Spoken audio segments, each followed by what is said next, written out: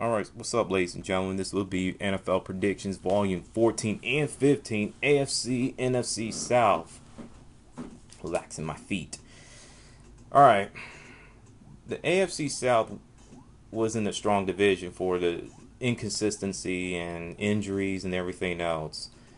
Jacksonville Jaguars went 8-8 last year, competing for the division crown, but in the end, the Indianapolis Colts won it for the seventh time in 9 years. The biggest question of the AFC South is who will dethrone the Indianapolis Colts?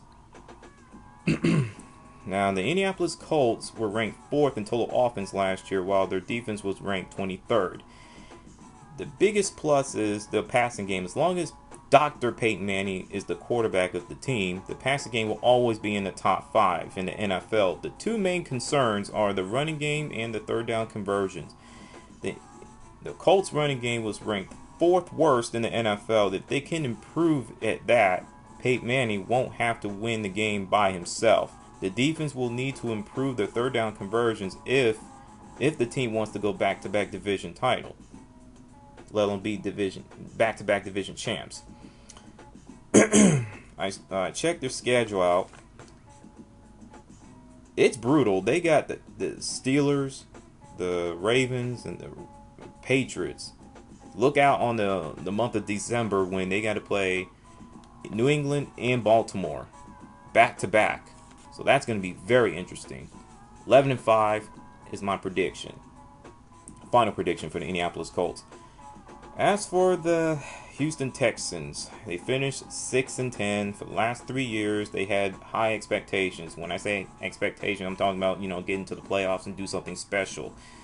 But they have fell short during those times. Texans were ranked 3rd in total offense, and that's pretty good. Another plus is the rush defense was ranked 13th last year, but that's the only positive thing to say about their defense. For they were the 3rd worst overall in the NFL, not to mention the fact that they're against the pass, let alone pass defense, they were ranked dead last. And what really kills the Houston Texans is inconsistency. Kind of remind you of San Diego Chargers, where they get off to a slow start, but they catch fire late and end up making the playoffs.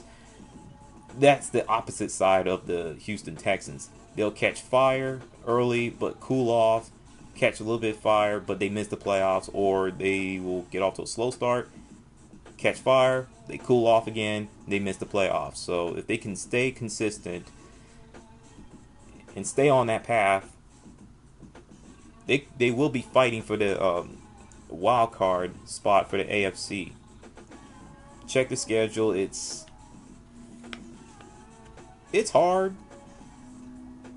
And final prediction for the Houston Texans, 8-8. So now the Tennessee Titans have a great running game, good offensive line, but very questionable at quarterback position. But the issues they had was just ridiculous. Vince Young, him by himself, and Jeff Fisher versus him, the lack of discipline from the defense, personal fouls that cost the other team to get free yards or let alone put points on their board and everything. Not to mention they were ranked 27th overall offense. So the good news is they went out and got Matt Hasselbeck doing a free agent, since he wasn't going to resign for the Seattle Seahawks. And Kerry Collins retired. I think it was this week or last week. Can't remember. Check the schedule. 7-9 is my final prediction for the Tennessee Titans. Jacksonville Jaguars. They have a great running game in Maurice Jones-Drew. Good offensive line. Underrated quarterback in David Garrard. He can be at times. Another plus is their offense was ranked 15th, if you can believe that. Now, their biggest issue is their defense. They got to step their game up. For they were ranked 28th overall last year, and they couldn't tackle anybody to save their life. I see them finishing 6-10, and Jack Del Rio is going to get fired. That's the way I look at it, and Blaine Gabbert is gonna take the starting job over David Garrard. That's the way I look at it, and the lack of playmakers at the wide receiver position really is really gonna hurt Jacksonville. So now, as for the NFC South, to me, the most underrated division in football, 3 teams with 10 plus victories last year. Even Tampa Bay was fighting for the wild card in the NFC. Wow. Atlanta Falcons finished 13-3, the second best record in the NFL, best record in the NFC. I think it was tied with Chicago. I'm not sure. Their offense was pretty good. Their defense was kind of so-so. Same way with the New Orleans Saints.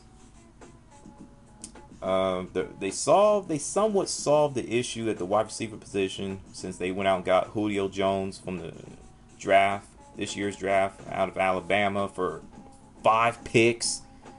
That's still questionable for me, but hey, if you feel that he's great, get him. Matty Ice, Matt Ryan, he's going to do his thing. Michael Turner. So I checked the schedule. 12-4 is the final prediction. New Orleans Saints have a really good game, a passing game in Drew Brees. And like I said, their so-so defense. Their running game really hurt the New Orleans Saints because Reggie Bush being hurt and all. But they traded him to Miami Dolphins and went out and got Darren Sproles. Stole him away from San Diego. 4 years. I don't know how much money he got. And they went out and drafted Mark Ingram out of Alabama. So that's a dangerous combination. You improve the running game and you got Drew Brees, and the wide receiver position is all set. Whew. But I still see the New Orleans Saints finishing 9-7. I had them winning 10 games, but it's unrealistic. So now, as for the Tampa Bay Buccaneers, Josh Freeman, he's really good. LeGarrette Blount, if he ain't jumping over opposing defense, he's just running them over, let alone punching them. The defense was improving each and every game. The only negative side is they have a losing record against teams with winning records. And they lost to Detroit Lions at home when they had a chance to try to make the playoffs or the wild card spot for the NFC. So I just don't see the Tampa Bay Buccaneers winning 10 games this year. They're going to take a couple steps back. 8-8 is the final prediction. Carolina Panthers. Oh my God. Here we go. The worst team in the National Football League last year. The worst offense in the National Football League. There is nothing positive thing to say about their offense. It was just downright putrid. It was gutless. I mean, just 196 points last year. Are you serious? The lowest total in the franchise history. I mean, injuries play a role in it, but my God. They were just terrible. The quarterback position was just all over the place. Steve Smith was just pissed off.